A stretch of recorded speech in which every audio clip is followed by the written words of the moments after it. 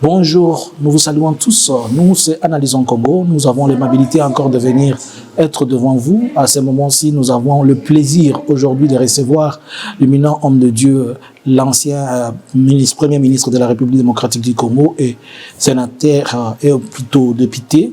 Alors, nous avons la facilité aujourd'hui, nous avons eu cette grâce de le recevoir sans pour autant tarder. Bonjour, monsieur Matata Mpognon. Bonjour. Comment vous allez? Je vais très bien. Nous allons directement entrer dans le vif du sujet. Nous sommes à Bruxelles. Vous pouvez nous dire pourquoi vous êtes ici? Nous sommes à Bruxelles pour participer à une réunion des quelques membres cofondateurs des Sauvons la RDC, un mouvement qui est né à Nairobi à la suite d'une crise politique et sécuritaire grave et qui a nécessité les regroupements des quelques membres de l'opposition. Et donc, cette réunion prend en compte les recommandations de la réunion de Nairobi qui a voulu que des évaluations ponctuelles et régulières se fassent afin de rendre les mouvements Sauvons la RDC dynamiques. Et pourquoi avoir attendu si longtemps? Vous avez fait au moins, on a vu un silence radio de votre côté. Vous étiez devenu presque un pondeur ou bien quelqu'un qui donne naissance au communiqué. Pourquoi avez-vous attendu si longtemps? Non, il faut laisser le temps au temps. Vous savez, les mouvements Sauvons la RDC est un mouvement crédible, aimé par la population, et qui se retrouve dans ces mouvements parce qu'en réalité, c'est un mouvement d'opposition dans lequel se retrouve la population. Donc nous ne pouvons pas nous réunir pour nous réunir. Cette réunion n'est pas la plénière des mouvements Sauvons la RDC, mais c'est une réunion dont les recommandations seront versées à la plénière. Comme une grande partie des membres cofondateurs des Sauvons la RDC se retrouvent en exil, raison pour laquelle, avec le consentement de l'autorité de ce mouvement, nous sommes réunis pour faire le point de la situation. Il vaut mieux tard que jamais. Mais pourquoi quelques membres au lieu de tout le monde? Bon, écoutez, vous savez que tout le monde ne peut pas être en exil. Il y en a qui ne sont pas en exil. Et raison pour laquelle nous avons dit ce n'est pas une réunion de plénière, c'est une réunion de quelques membres cofondateurs. Mais nous avons observé l'absence de quelques figures clés, notamment des gens tels que l'honorable Némi, tels que Seti et tout ça. Qu'est-ce qui ne va pas? Est-ce que ça parle d'une fissure? Non, il n'y a pas de fissure, il n'y a pas de problème. Comme je vous l'ai dit, il ne s'agit pas d'une plénière. Il s'agit... Mais ils étaient informés de ce qui se passe. Bon, les gens peuvent être informés, peuvent ne pas être présents, voyez-vous. Voilà. La présence, c'est autre chose. Oui. Votre structure, souvent la RDC, a-t-elle aussi informé les autres qui sont à Réunion, ou bien vous saviez et les autres se sont dit non, on n'est pas présents? Non, ce n'est pas un problème d'être présent, de ne pas être présent. Nous avons dit ceux qui sont présents, vous comprenez? C'est là de dire, sauvons la RDC. Est en bonne forme. Est en bonne forme et va se réunir bientôt. Ouais. Et toutes les recommandations que nous prenons ici, c'est des recommandations qui seront versées à la plénière de l'ensemble de Sauvons la RDC. Donc il n'y a aucun problème. Mais quels sont les mécanismes que vous mettez en place durant cette période où surtout la Belgique elle se trouve, les opposants congolais sont souvent agressés, oppressés, et que vous avez en face de vous quelqu'un qui n'aime pas que vous puissiez vous asseoir et discuter? Qu'allez-vous faire pour que cette plénière se passe sans incident majeur?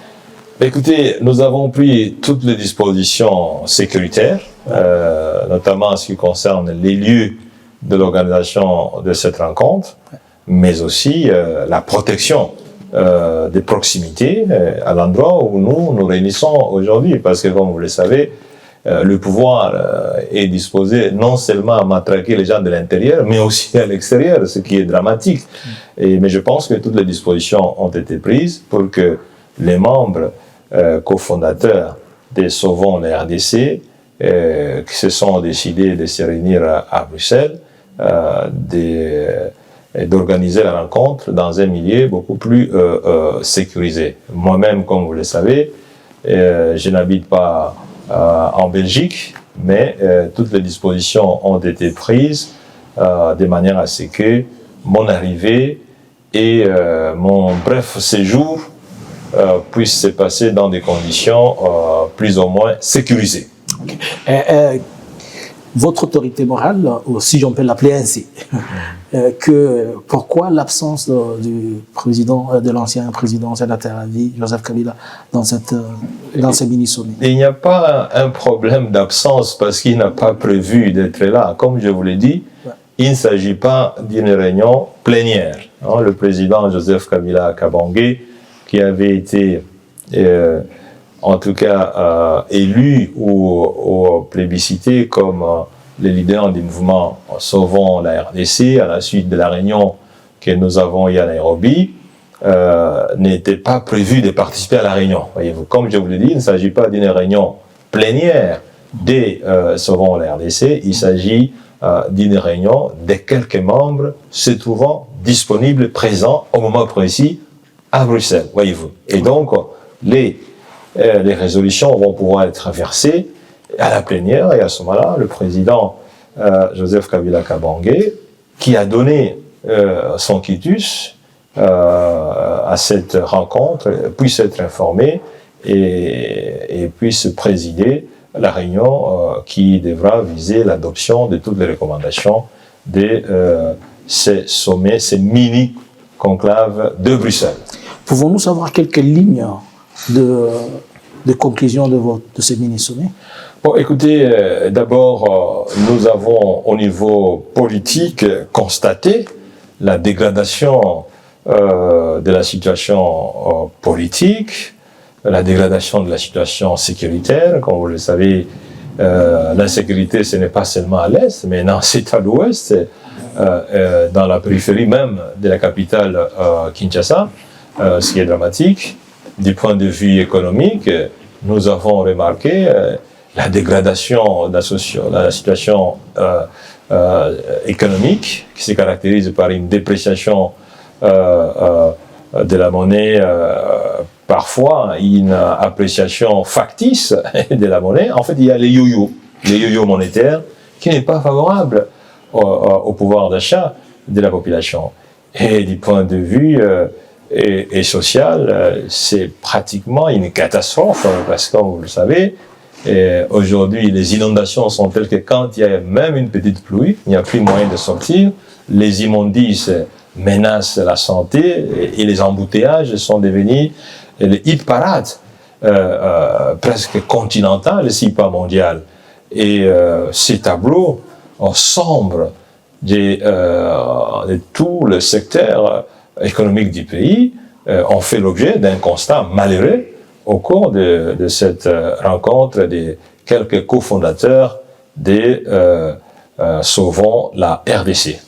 Mais actualité oblige, pas plus que 48 heures, le président de la République démocratique du Congo a refusé le dialogue selon la pensée que vous aviez, celle de la CENCO et tout le reste. Qu'adviendra-t-il de votre plateforme qui ne peut pas être en contact et même ne peut pas être à Kinshasa? Quels sont les mécanismes et les moyens que vous mettez en place pour faire entendre votre voix? Nous avons rejeté totalement cette approche de dialogue inventée par le président Tshisekedi. Pour nous, les membres cofondateurs, du moins ceux qui se sont trouvés à Bruxelles, il ne s'agit pas d'un dialogue, il s'agit d'un monologue. Et nous remarquons tout simplement qu'il y a eu ce type de monologue il y a quelques mois, au terme duquel le gouvernement actuel a été formé.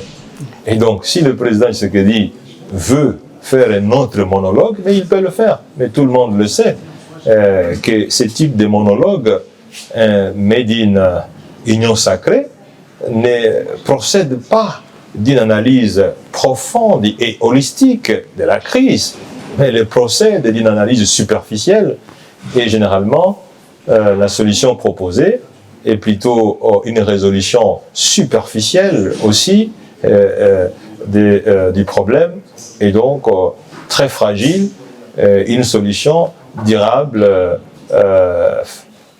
peut-être pour quelques mois, mais pas à long terme. Et donc il s'agit, à mon avis, d'une fuite en avant.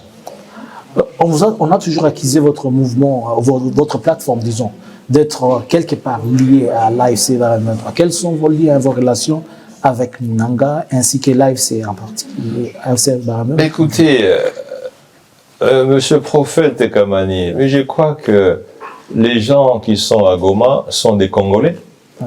Comme vous et moi, vous n'allez pas quand même dire que M. Corneille Nanga n'est plus congolais depuis qu'il est dans le mouvement AFC M23. Il reste congolais.